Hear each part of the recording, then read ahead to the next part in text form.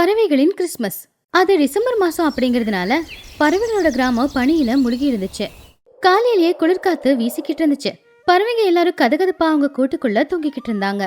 ஆனா துணிக்குருவி மட்டும்தான் காலையிலேயே ரொம்பவும் பரபரப்பா இருந்தா. துணி எழுந்திருச்சு சத்தமா, எல்லாரும் சீக்கிரமா எழுந்துச்சு வாங்க, இன்னைக்கு நம்ம ஊர்ல பெரிய பண்டிகையை கொண்டாடணும். அதை கேட்டதும் பறவைங்க எல்லாரும் எழுந்திருச்சு வெளியில வந்தாங்க. சிச்சு காக்காவுக்கு இன்னும் தூக்க கலக்கமே போகல. அடியே டொனி, என்னடி உன் பிரச்சனை? இன்னும் சூரியனே வரல, என் காலெல்லாம் குளிர்ல நடுங்கிக்கிட்டு இருக்கு. அதுக்குள்ள எதுக்கு எங்களை எழுப்புன? அப்படி என்ன முக்கியமான விஷயம்? மகிக்கழகு மரத்துல இருந்து கீழே தொங்கி பார்த்து, உண்மைதான் டொனி, என்னாச்சு? என்ன ஸ்பெஷலு? யாராவது புதுசா வராங்களா? ஏதாவது புதுசா பண்டிகையா? அட, உங்களுக்கு யாருக்கும் தெரியாதா? நாளைக்கு கிறிஸ்மஸ்ல உலகமே கொண்டாடுற ஒரு பண்டிகை.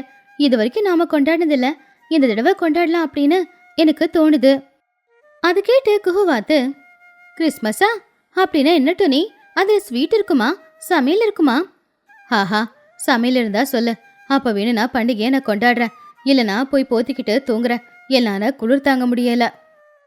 அட பைத்தியங்களா, கிறிஸ்மஸ் பண்டிகைனா சந்தோஷத்தை பங்கு போட்டுக்கிறது. சாண்டா கிளாஸ் வந்து நமக்கு கிஃப்ட் கொடுக்கறது. இந்த தடவை நாமளும் சேர்ந்து கிறிஸ்மஸ் கொண்டாடலாம். ஊரையே அலங்காரம் பண்ணலாம், கேக் கட்டிங் எல்லாம் பண்ணலாம். இந்த சாண்டா கிளாஸ் யாரு? கேக் கட்டிங் அப்படின்றத சொன்னது கேட்ட உடனே பசங்களான பன்னு, சின்னு, புஜ்ஜி 3 பேருமே அவங்க கூட்டு விட்டு வெளியில வந்துட்டாங்க. அம்மா அம்மா பாத்தியா, சாண்டா கிளாஸ் தாத்தா கிஃப்ட் கொடுப்பாராம். எனக்கு பெரிய ரிமோட் கார் வேணும். எனக்கு நிறைய ஆப்பிள் வேணும். நல்லா சிகப்பா இருக்கிற ஆப்பிள் வேணும். எனக்கு கலர்ஃபுல்லா இருக்கிற இறகுகள் வேணும். அம்மா, சாண்டா எப்போ வருவாரு? சிச்சு காக்கா சின்னுவை பார்த்து கோவமா, வாயை மூடுறா, கிஃப்ட் எல்லாம் என்னால கொடுக்க முடியாது. சாண்டா யாருன்னு தெரியல, யாரோ வந்து கிஃப்ட் கொடுத்தா வாங்கிக்கோ, அவ்வளவுதான். டொனி, இந்த சாண்டா கிளாஸ் யாரு? உண்மையிலேயே கிஃப்ட் கொடுப்பாரா இல்ல பொய் சொல்றியா?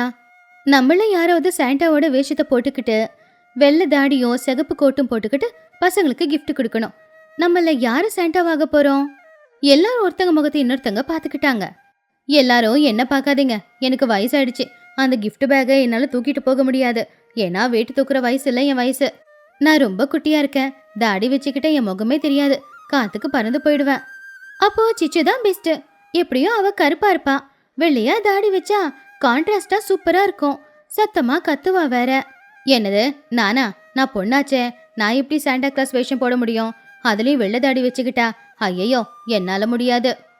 சிச்சு ப்ளீஸ் சிச்சு, நீ சாண்டா வேஷம் போட்டா ரொம்ப நல்லா இருக்கும். ஏன் பொம்பளைங்க ஆம்பளைங்க வேஷத்தை போடக்கூடாதா என்ன? அது மட்டும் இல்ல, சாண்டா கிளாஸ் வேஷத்தை போடுறவங்களுக்கு கேக்ல பெரிய பீஸ் கொடுக்கலான்னு இருக்கும். சிச்சு காக்கா அதை கேட்டு சந்தோஷமா துணிக்கிட்ட போய், கேக்கா? எவ்வளோ பெரிய கேக்கு? ரொம்ப பெருசுதான் சிச்சு, நீயும் சின்ன 2 பேராலையும் சாப்பிட முடியாத அளவுக்கு.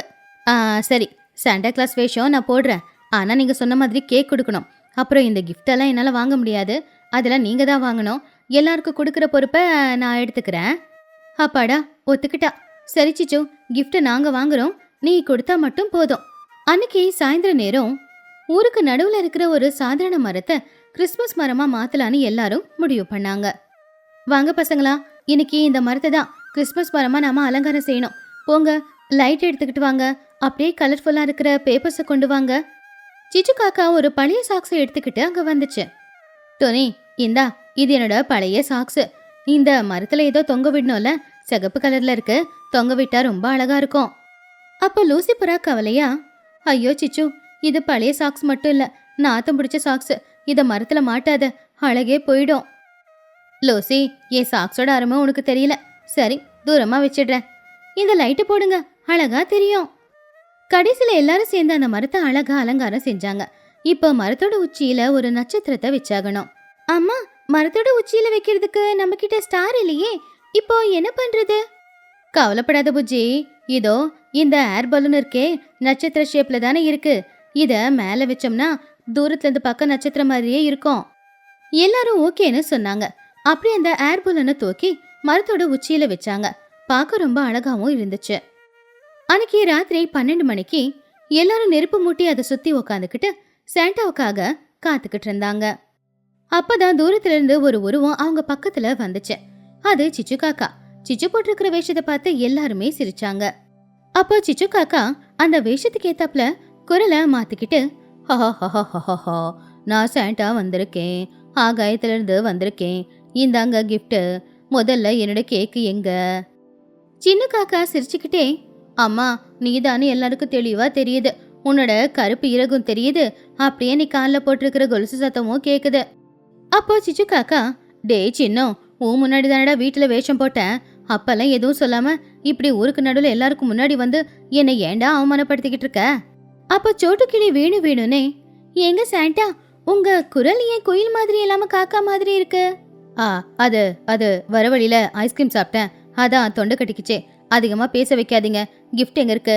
கொடுங்க, நான் கொடுக்குறேன். இந்தா சிச்சு. சாரி சாண்டா, இதுல கிஃப்ட் இருக்கு, எல்லாருக்கும் கொடு. துணிக்குருவி ஒரு பைய கொடுத்தா.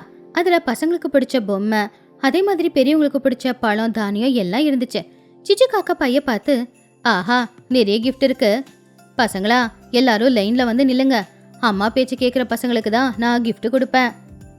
சாண்டா, நான் ரொம்ப நல்ல பையன், எங்க அம்மா பேச்ச கேட்குற பையன். எனக்கு அந்த கொய்யா பழம் தரீங்களா? தரேன் தரேன், இந்தா எடுத்துக்கோ. ஆனா இதுல பாதி பழத்தை எனக்கு தரியா?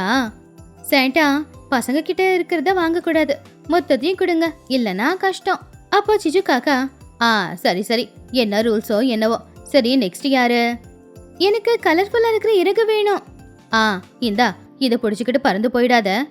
கடைசியில சிச்சு காக்காவோட புள்ள சின்ன காக்கா, சாண்டா தாத்தா எனக்கு ஒரு நல்ல கிஃப்ட் கொடுங்க. ஆனா ஒரு டவுட், உங்க கண்ணையே எங்க அம்மா கண்ணு மாதிரியே இருக்கு. சிச்சு காக்கா சந்தோஷமா, அப்படியா, உங்க அம்மா கண்ணு என் கண்ணு மாதிரி அழகா இருக்கு போல. சரி சரி, இந்தா உனக்காக முறுக்கு கொண்டு வந்திருக்கேன், நம்ம வீட்ல இருந்து, இல்ல பையில இருந்து. Thanks Santa. எல்லாருக்கும் கிஃப்ட் கொடுத்த பைய பார்த்தா அந்த பையில எதுவுமே இல்ல. ஐயோ, கிஃப்ட் எல்லாம் தீந்து போச்சே, எனக்குன்னு எதுவும் வச்சுக்கலையே.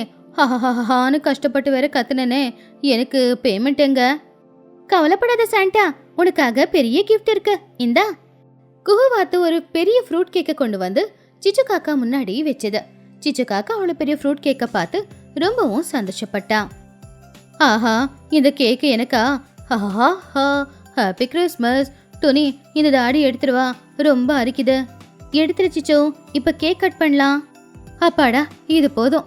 கேக் கட் பண்ணி எல்லாரும் ஒவ்வொரு பீஸ் வச்சு சாப்பிட ஆரம்பிச்சாங்க. அப்போ மகிகளுக்கு எல்லார்கிட்டையும், பாத்தீங்களா, கிறிஸ்மஸ் பண்டிகைனா சும்மா இல்ல, நம்ம கிட்ட இருக்கிறத எல்லாருக்குமே ஷேர் பண்ணி கொடுத்து எல்லாரையுமே சந்தோஷமா பாத்துக்கணும். இன்னைக்கு நம்ம சிச்சு கூட அவருடைய சோம்பேறித்தனம் சுயநலம் எல்லாத்தையுமே விட்டுட்டு எல்லாருக்காகவும் சாண்டா கிளாஸ் வேஷத்தை போட்டிருக்கா. அவளுக்காக எல்லாரும் கை தட்டுங்க அப்படின்னு மகிகளுக்கு பாராட்டம்போ சிச்சு காக்கா, ஆமாங்க, இந்த மாதிரி கிஃப்ட் கொடுக்கறது நல்லாதான் இருக்கு, அதை விட அதிகமா கேக் சாப்பிட பிடிச்சிருக்கு. இனி எல்லா வருஷமும் சாண்டாவோட வேஷத்தை நானே போடுறேன். அம்மா, தாடி மட்டும்தான் எடுத்திருக்க, மீசை அப்படியே இருக்கு. ஆனா சிச்சு காக்கா சாப்பிடும்போது கிரீம் தான் முகத்துல ஒட்டி மீசை மாதிரி இருந்துச்சு. அதை பார்த்து எல்லாருமே சிரிச்சாங்க. சிச்சு காக்கா உடனே முகத்தை தொடச்சுக்கிட்டா. கடைசியில பறவைங்க எல்லாரும் சேர்ந்து சந்தோஷமா பாட்டு பாட ஆரம்பிச்சாங்க. நாம இப்போ ஜிங்கிள் பெல்ஸ் பாட்டு பாடலாமா? ஜிங்கிள் பெல்ஸ் கிறிஸ்மஸ் வந்தாச்சே, ஜிங்கிள் பெல்ஸ் கேக் சாப்பிட்டாச்சே, ஜிங்கிள் பெல்ஸ் என்ஜாய் பண்ணியாச்சே, ஜிங்கிள் பெல்ஸ் அப்படின்னு சோட்டுக்கிளி பாட்டு பாட பசங்க எல்லாரும் கை தட்டி கூட சேர்ந்து பாட்டு பாடி டான்ஸ் ஆடவும் ஆரம்பிச்சாங்க. அப்படி அன்னைக்கு கிறிஸ்மஸ் தொடங்கும் போதே ஊர்ல இருக்கிற எல்லாருமே ரொம்பவும் உற்சாகமா இருந்தாங்க. டே சின்னம், இந்த கிறிஸ்மஸ் பண்டிகை நல்லா இருக்கு, எனக்கு கிடைச்ச கிஃப்டும் நல்லா இருக்கு, உனக்கு வந்த கிஃப்டும் நல்லா இருக்கு. ஆனா அடுத்த வருஷம் சாண்டாவா போடும்போது 2 கேக் வேணும்னு கேட்கணும். சரிம்மா, இது சூப்பரா இருக்கும். இந்த மாதிரி பறவைங்களோட ஊர்ல கிறிஸ்மஸ் பண்டிகைய ரொம்ப சந்தோஷமா எல்லாரும் கொண்டாடினாங்க. இந்த கதை உங்களுக்கு பிடிச்சிருக்கா, இல்ல ஏதாவது மாத்தணுமா?